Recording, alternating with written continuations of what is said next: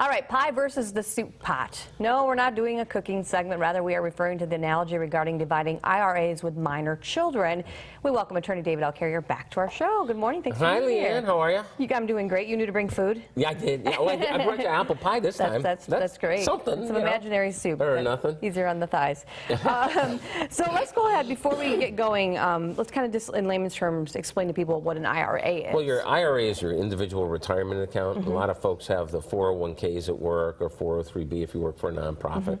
You know, it's those tax advantage accounts where you haven't paid the tax on it yet, and the money piles up in an account. The problem that you see is, like, lots of families, they think their kids are equal, and they treat the kids equally. Sure. And that sounds good, doesn't it? Just trying to be fair, right? Let's be fair, right, yeah. But fair is not equal. I mean, equal is not fair when we're dealing with minor children. So we've got the three kids here. We've got the kid who's going to mop floors for a living, or maybe he started a house cleaning service, and now he's going to be the next Bill Gates because he's figured that one out. Yeah. Then you've got your princess, of course, and then then the student who's actually studying basket weaving. You know, like, who knows, right? Hey. The kids are different.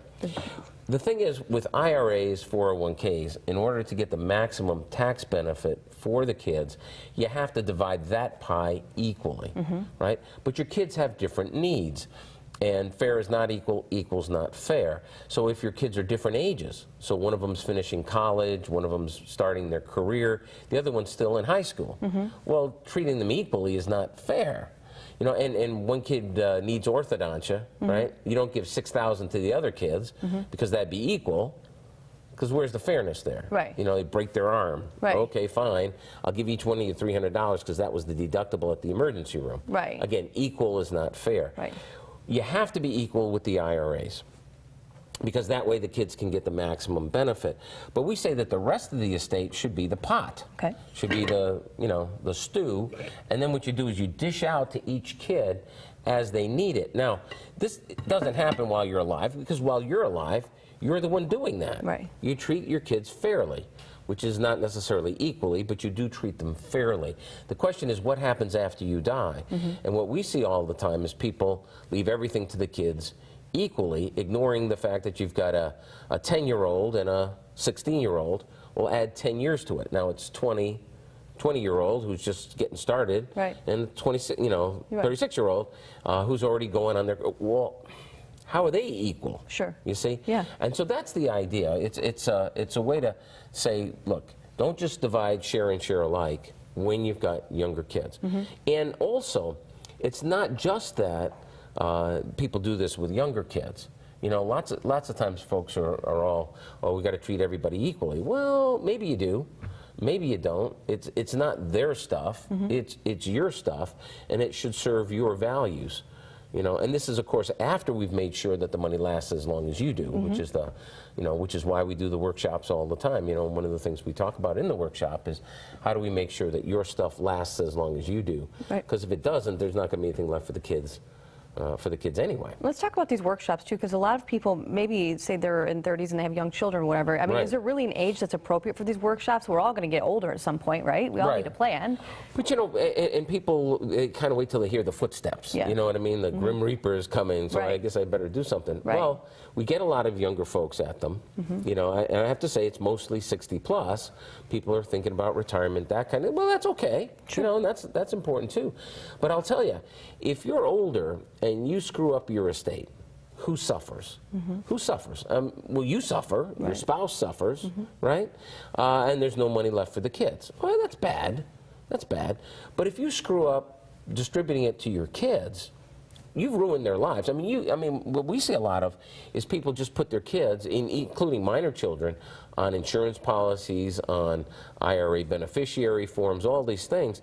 What that means is the kid gets all the money on their 18th birthday. This is what we call the Whitney Houston problem. Okay. You know, you remember what happened to Whitney Houston? Well, she passed away. Passed away, yeah. Well, drug overdose in a bathtub, right?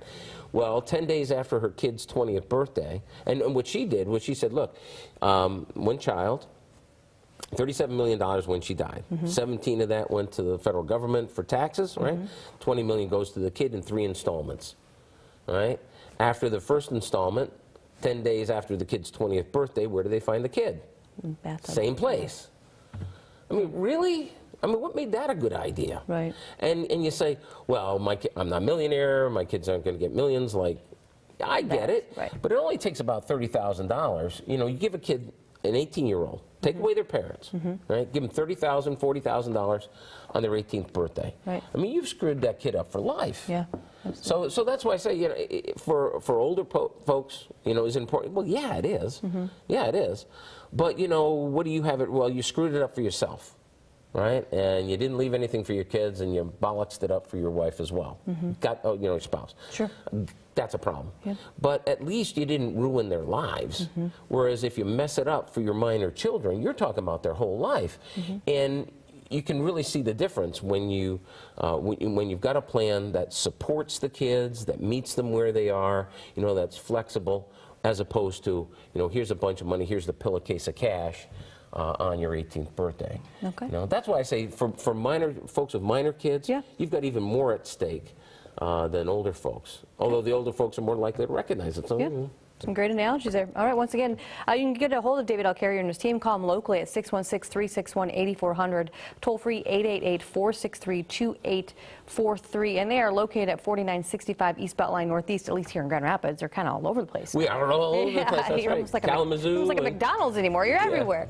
All right, well, go ahead and reach out to them. Well, we prefer to think of ourselves as Ruth's Chris Steakhouse. Oh, okay. That's a good analogy, too. You know what I mean? That's a good analogy.